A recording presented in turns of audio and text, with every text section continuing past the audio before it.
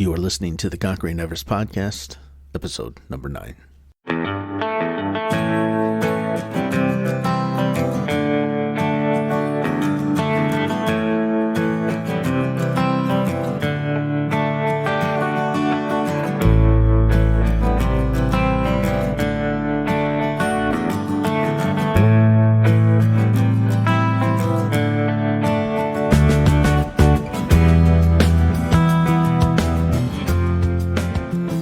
Welcome to the Conquering Everest podcast, a podcast dedicated to helping you overcome those giants in your life. My name is Brian Talor. Thank you so much for spending a part of your day here with me. Now, I would love an opportunity to connect with you all as my listeners, and there's a few ways that we can do that.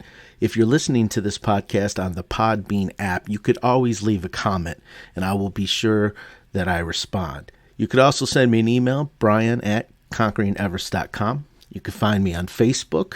Just look for Conquering Everest Podcast. And I have a YouTube channel. I'll go ahead and leave all of the links in the description of this here episode for you. And it's just a couple more things. If you haven't already followed this podcast, please consider giving us a follow.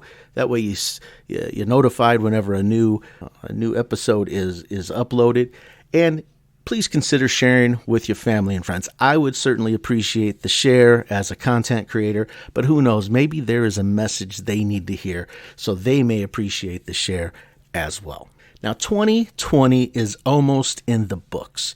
I'm recording this episode on December 31st, 2020, so New Year's Eve, and I don't know about you, but I'm ready for this year to be over with. I'm ready for 2020 to be put into the history books, and I'm looking forward to what 2021 may bring.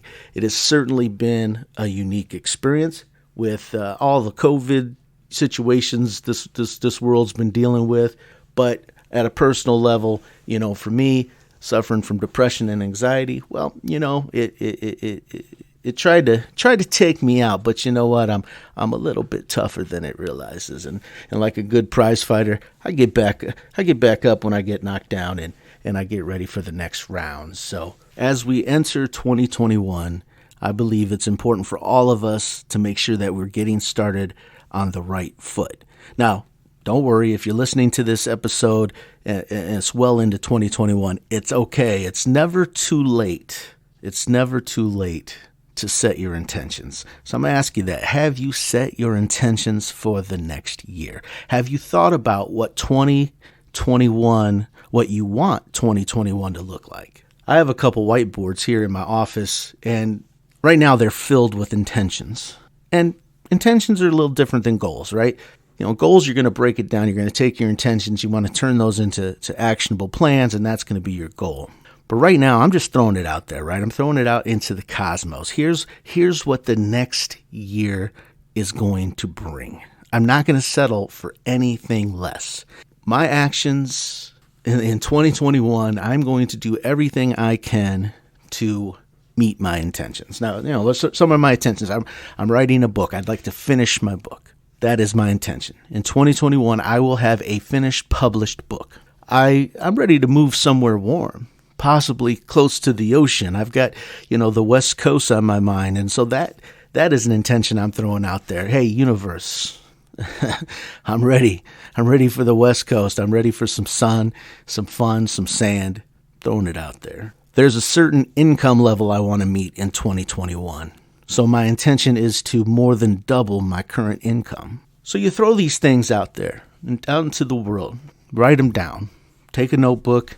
If you don't have a whiteboard, take a notebook, start writing these intentions down. In 2021 or in the next 12 months, I intend to, and then you make your list. You throw your intentions out there. Then from there, you can break those down and start creating your goals, right? Start creating an action plan for how you're going to get there. But the first thing we need to do is we need to set our intentions, and then we need to commit to those intentions. We need to commit ourselves. This is what I want, and I'm committed to getting results. So here, as we enter the new year, take some time, write down those intentions, then commit yourself to taking the necessary actions, making the necessary plans to achieve whatever it is that you want to achieve in the next 12 months. If you want to take it one step further, go to the store, get yourself some sticky notes, and you're going to write your intentions on those sticky notes, and I want you to stick those all over the place, right? Your bathroom mirror, your monitor for your desk, put it on your monitor.